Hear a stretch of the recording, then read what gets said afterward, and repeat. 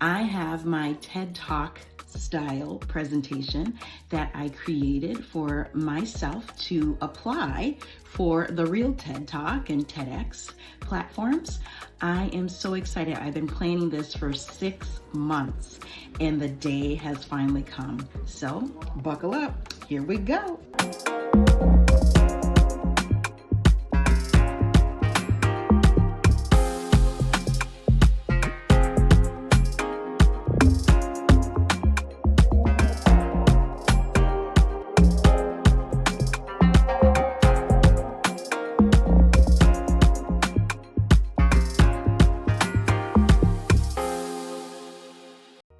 Hello, my name is Jebeh, and some people outside of my culture find my name offensive, uncomfortable, and downright confusing.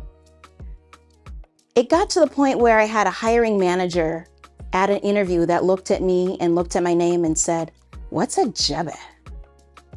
Now, I want you to imagine a time when someone said something to you that was offensive or insensitive. You could feel your pulse racing, your stomach in knots, and you can also see and feel hurt. So imagine how I might have felt when I had that question to me. So the sentence, "What's a Jebeh?" still makes me feel that they don't know my whole story, my whole journey. And I'm not going to show you what Jebeh is, but who Jebeh is. I have been on this multicultural educational journey my whole life. I am a multicultural educator, a strategist, a businesswoman. I have my own cultural consulting firm. And it has been my lifelong mission to share and teach and educate on what it really means to be culturally competent. Now, when we have been in situations before and you've shared something with somebody and it got lost in translation. So for example, the American phrase of "we're going to table that discussion" in our lens means we're going to table that discussion at a later time. But that same phrase spoken in Great Britain means we're going to have this discussion right now. There's so many intercultural misunderstandings that happen to us every day, and trying to understand and learn both the historical and the social context of things will really make us in a more positive community. So I'm going to share with you some really interesting goals and strategies that you can use in order to keep moving forward. So what is cultural competency? Well, cultural competency is the study and learnings of people of all different cultures. We all know that people exist in all walks of life, but the understanding of our behavior and our language and honoring each person's behavior and language really makes us go far. Cultural competency is not tolerance. It's the expectation of respect and value. A lot of us, when we're talking about this movement, is thinking that if we can push things under the rug, that's the reason why we're here today. But that's not the case. Cultural incompetence, on the other hand, is the lack of understanding of people from various backgrounds and the lack of even wanting to learn. So the question, what's a Jebeh? My name has had many layers of my own diverse story. I was named by my Liberian parents, Emmett and Bai. We emigrated to the United States in 1982, and I was named in honor of my aunt, Chief Jebeh of the Vai people. When you have your name, it has a story, and a lot of our stories are connected with our names from the perspectives of your area and also through time. As you see, how does a name connect us through time? Let's take, for example, our traditional American names. You can go back decades to kind of understand the context clues of where people were born and what groups of people that they belong to. So with my name, Jebeh, has that story through time of my aunt who was the chief that ruled our people for over 20 years and got that name bestowed upon me when I took my first steps onto her land when they were saying Jebeh.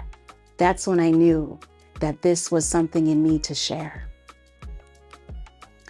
Being an educator for nearly 20 years, a lot of us think about our words that have power and our words that can elicit pain or joy. Language matters.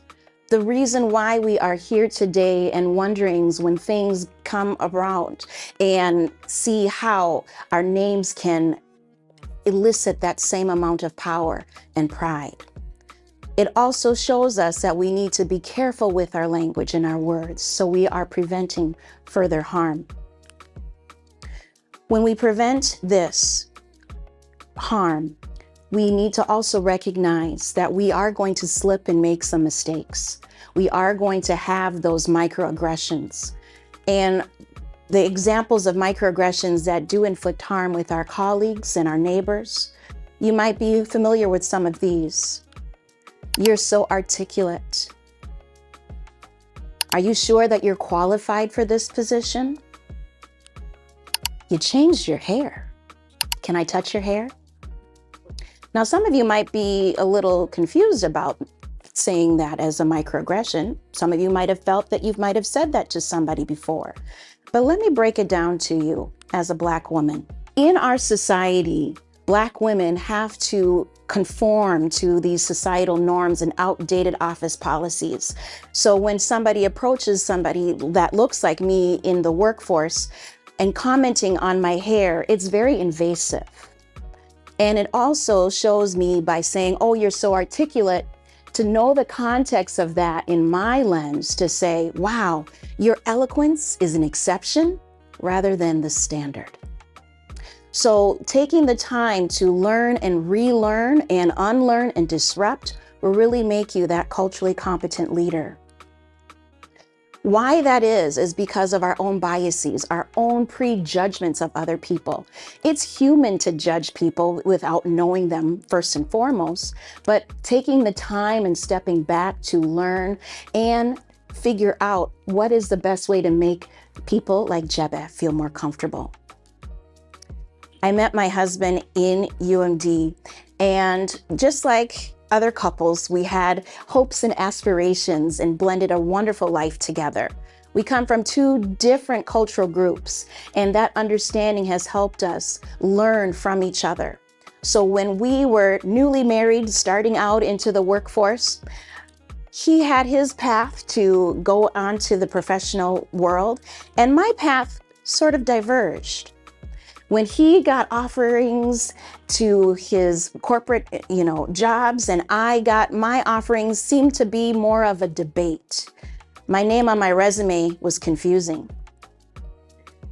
My qualifications on my resume was questioned, down to the fact where it was questioned of my name, my gender, and my cultural background.